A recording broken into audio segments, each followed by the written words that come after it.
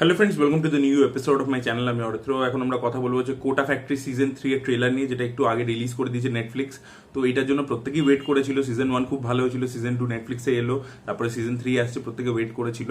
তো আমার ট্রেলারটা দারুণ লেগেছে। এবারে ফোকাসটা কিন্তু পুরো অন্য জিনিসের উপর করা হয়েছে। এখানে মেসেজটা যেটা দেওয়া হচ্ছে, যেটা ট্রেলারের মধ্যে লাউড অ্যান্ড ক্লিয়ার, যেটা হচ্ছে যে জাস্ট আপনি সাকসেস পেলেন, মানে আপনি প্রিপারেশন করলেন, আপনি র্যাঙ্ক আনলেন জেইতে, সেটা খালি ইম্পর্টেন্ট নয়। এই যে প্রিপারেশনটা করলেন, এই প্রিপারেশনটা ইটসেলফ ইম্পর্টেন্ট। এই প্রিপারেশনটাকে সেলিব্রেট করুন, কারণ এই যে 2 বছর আপনি ইনভেস্ট করছেন, হয়তো আপনি র্যাঙ্ক আনতে পারলেন না, কিন্তু ওই 2 বছরের প্রিপারেশনটা আপনাকে সামনের জীবনে হেল্প করবে। ঠিক আছে, ওই এনভায়রনমেন্টে থেকে যখন করছেন, সেটা আপনাকে একভাবে শেপ আপ করবে। তো জিতু ভাইয়া বারবার এটা বলছে যে ইউ সেলিব্রেট দ্য প্রিপারেশন খুদই এক সেলিব্রেশন, এটা দিয়ে ডায়লগটা শুরু হয়। এবং এই মেসেজটা আপনি কিন্তু থ্রু আউট দ্য ট্রেলার দেখতে পাবেন।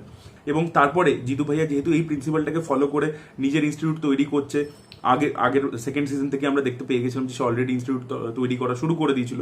থার্ড সিজনে সে যে তৈরি করছে এবং এই প্রিন্সিপালটা নিয়ে যেহেতু তৈরি করছে, তাই জন্য তাকে চ্যালেঞ্জেস ফেস করতে হচ্ছে। কারণ বাকি যে ইনস্টিটিউট আছে তারা কিন্তু রেজাল্ট ওরিয়েন্টেড, মানে জাস্ট কর্ম করে যাও, ফলের চিন্তা করো না, এই ভেবে করছে না। তারা কিন্তু র্যাঙ্ক দেখাচ্ছে। সেখানে জিতু ভাইয়াকে ওই জায়গাতে টিকে থাকতে হলে, নিজের ইনস্টিটিউটটাকে টিকিয়ে রাখতে হলে তাকেও র্যাঙ্কস দেখাতে হবে। তো তাহলে কি করে সেটা সে করতে পারবে যদি সে এই প্রিন্সিপালটাকে ফলো করে? তো এটারই আর কি একটা স্ট্রাগল আমরা দেখতে পাবো। এবং খুব হার্ড হিটিং কিছু ডায়লগস রয়েছে গোটা ট্রেলার জুড়ে, যেটা কিন্তু দুর্দান্ত ছিল। একটা ডায়লগ আছে জিতু ভাইয়া, যে এত কিছু, মানে আমরা ভুলে যাই যে এখানে প্রিপারেশন যারা করতে এসে তারা 15-16 বছরের বাচ্চা, তাদের ইনফ্যাচুয়েশন আছে, তাদের হাজারটা জিনিস ইনসিকিউরিটি আছে, অনেক কিছু আছে। তো এদেরকে জিতু স্যার হ্যান্ডেল করতে পারবে না, জিতু ভাইয়া লাগবে একটা। এই কথাটা কিন্তু খুব ইমোশনাল ছিল। এবং ট্রেলারটা যেখানে শেষ হয়, সেখানে যে ডায়লগটা ছিল, ওটা তো অন্য লেভেলে গুজবাম দিয়েছে।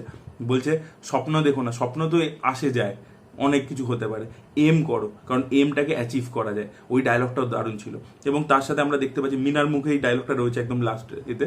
আর আমরা দেখতে পাচ্ছি যে স্টুডেন্টসগুলোকে আমরা দেখেছিলাম, যারা আর কি আমাদের প্রোটাগনিস্ট আর কি, জিতু ভাইয়াও প্রোটাগনিস্ট, বাট এরা যে মেন ক্যারেক্টার্স, তাদের যে কি মানে চাপ তারা ফেস করবে।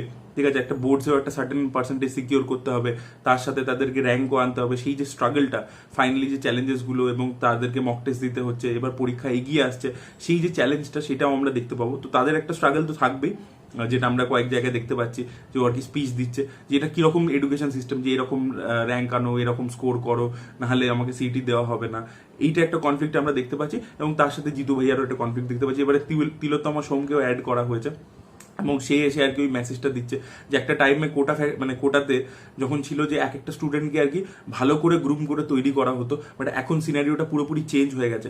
এখন কিন্তু মাস প্রোডাকশন হচ্ছে, রোবটসের মতো তৈরি করা হচ্ছে। এটা আমরা ইঞ্জিনিয়ারিং ক্ষেত্রে বা এমবিএর ক্ষেত্রে, সবার ক্ষেত্রেই দেখতে পাই। একটা টাইম ছিল, ধরুন ইন্ডিয়াতে এমবিএ কলেজেস খুব কম ছিল, তো কয়েকজন করতো, তারা আর কি ক্রিম বেরোতো, বাট এখন সবাই করছে। তো সেখানে কিন্তু কোয়ালিটিও কোথাও গিয়ে পড়ছে, এবং কম্পিটিশন দিনের পর দিন বেড়ে চলেছে। Same goes for engineering. তো এই জিনিসপত্রগুলো হচ্ছে, তো সেগুলোকেই অ্যাড্রেস করা আছে। তো খুব রেলিভেন্ট একটা বিষয়টা। দ্বিতীয় হচ্ছে ডায়লগস খুব ভালো ছিল, পারফরমেন্সেস খুব ভালো লাগছে, এবং এদের প্রতিটা ক্যারেক্টারকে আমরা চিনে গেছি, তাদের কি কি প্রবলেম, তাদের কি কি কনফ্লিক্ট, তারা কোথা থেকে এসছে, কি করতে চায়, সেগুলোর সাথে আমরা খুব নোন।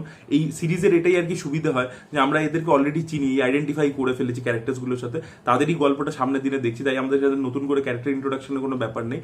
বাকি গল্পটা ভালো করে বলতে হবে, ইমোশনসগুলো কানেক্ট করতে হবে, আর মেসেজ যেটা যেটা খুবই রেলিভেন্ট, সেই মেসেজটা আমাদেরকে দিতে হবে, যেটা আমার মনে হয় কোটা ফ্যাক্টরি সিজন 3 খুব ভালো করে করতে চলেছে। এবং তার সাথে আমি যেটা দেখলাম যে যেহেতু এই যে রোবট বলছে যে একটা মাস ম্যানুফ্যাকচারিং হচ্ছে, যেন ফ্যাক্টরি হয়ে গেছে, ফ্যাক্টরির কথাটা বারবার বলা হচ্ছে, তাই জন্য দেখবেন সবাই একসাথে পাতা উল্টেছে। দেখবেন সেকেন্ড সিজন একটা এরকম শর্ট ছিল যে পুরো ক্লাসরুমে সবাই একসাথে পাতা উল্টাচ্ছে, এবং সেই সাউন্ড ডিজাইনটাকে ওইভাবে সিঙ্ক করে করেছিল, যেন সব রোবট একসাথে পাতা উল্টাচ্ছে, মানে ওরকম ভাবে। সেম একটা শর্ট কিন্তু ট্রেলারের মধ্যেও রাখা হয়েছে, ওই জিনিসটাকে ডেপিক্ট করবার জন্য আর কি। তো ওভারঅল মিলিয়ে ভিজুয়ালি বলুন বা সাউন্ড ওয়াইজ বা যে মিউজিক শুনতে পাচ্ছি, সবকিছু মিলিয়ে আমার ট্রেলারটা পার্সোনালি খুবই ভালো লেগেছে, এবং মেসেজটা খুবই রেলিভেন্ট। আপনাদের কি মতামত অবশ্যই কমেন্ট সেকশনে জানাবেন। এই ভিডিওটা ভালো লেগে থাকলে লাইক করুন, শেয়ার করুন, চ্যানেলটাকে সাবস্ক্রাইব করতে ভুলবেন না। Bye bye.